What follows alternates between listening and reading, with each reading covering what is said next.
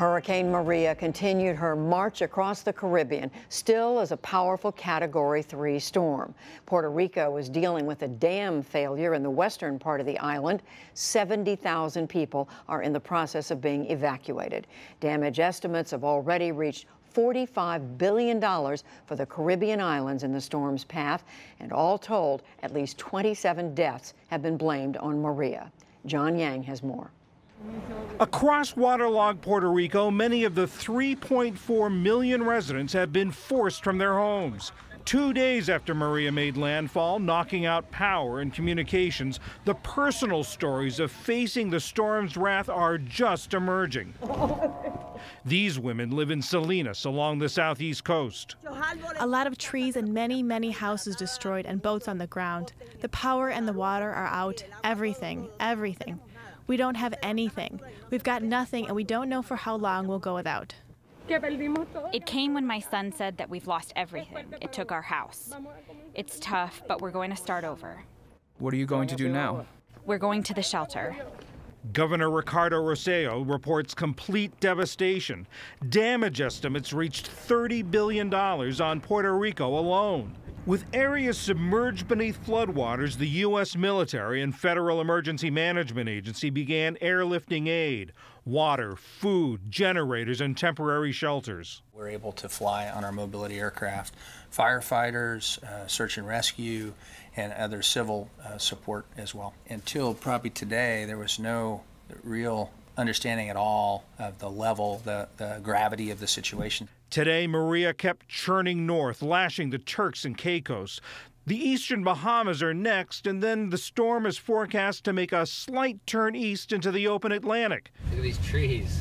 Damage to St. Croix and the U.S. Virgin Islands and the tiny island of Dominica was also extensive. Both islands have no power, and curfews are in place to prevent looting. It could take years for some of the Caribbean islands to fully recover from Hurricanes Maria and Irma. That includes the nation of Antigua and Barbuda. Sir Rodney Williams is the Governor General. A family physician, he's currently on a medical mission to the United States. He joins us from Annapolis, Maryland. Your Excellency, can I start by asking you what conditions are like now in Antigua and Barbuda? Well, we're in the phase now where we're trying to rebuild. And the whole question is, how do we deal with the people from Barbuda in particular?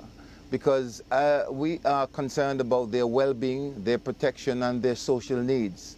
And the persons from, all the people from Barbuda are now in Antigua, some living with family, some living with friends, and some living in shelters. I must say that the government and the various agencies did a very good job in educating the population prior to and during the hurricane. And now it's time to rebuild.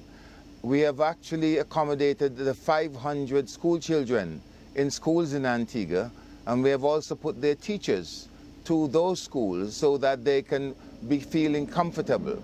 Presently, the government is working on some accommodation to make them more private and more comfortable.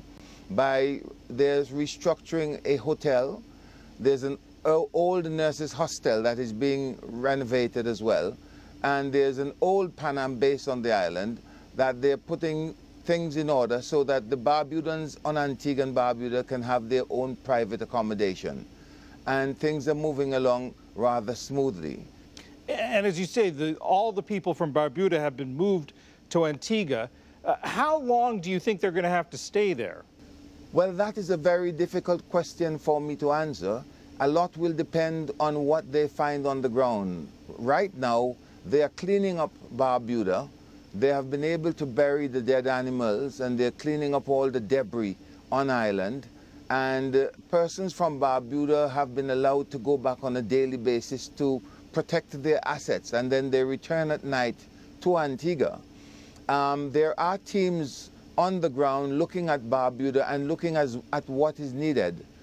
From my understanding, they are trying to ensure that the rebuilding of Barbuda takes into account the type of island that we want to bring back. We have got to develop innovative ways and ensure that we have some of the best engineers and technicians who will advise us to how we rebuild the country, the island, because we're going to have to make sure that the buildings that we put up are durable and that it is sustainable in the long run. Sir Rodney Williams, Governor General of Antigua and Barbuda, thanks so much for joining us. Thank you for having me on, sir.